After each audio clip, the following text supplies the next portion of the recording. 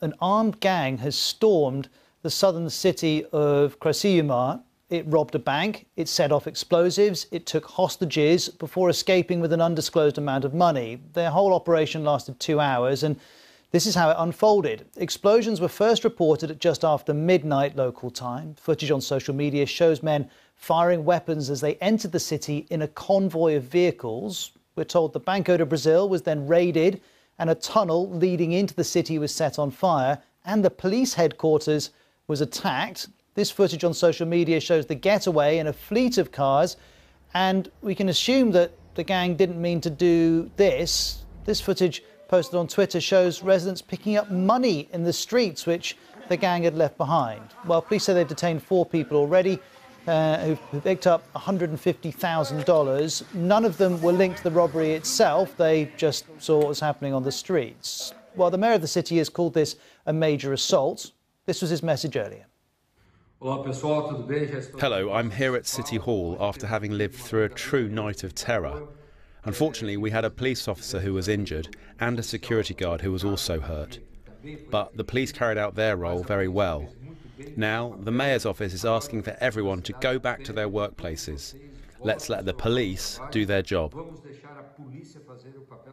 Now, these pictures show the aftermath. This truck was destroyed by fire. It had apparently been used by the gang. And here you have a police officer deactivating explosives left on the street.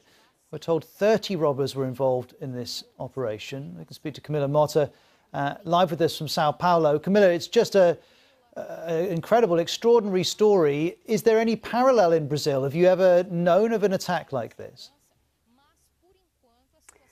Well, Brazil records around 100 bank robberies or attempts each year, which is quite a lot, but we're not used to seeing something like this. It is not, although it's not common, it's not completely unique, because we know that sectors of organized crime groups here in Brazil are specializing in bank robberies, and they've been targeting for years now small cities, maybe because they think it's easier to flee. Security and surveillance costs for bank branches here in Brazil around £1 billion a year, and actually the biggest robbery in the history of Brazil happened not long ago in 2005, so 15 years ago, when criminals actually dug a tunnel to get access to a central bank vault in the city of Fortaleza in the northeastern part of Brazil, and they took with them 20 million pounds, 3 tons of paper money with them. So a big story in Brazil turned into a movie even.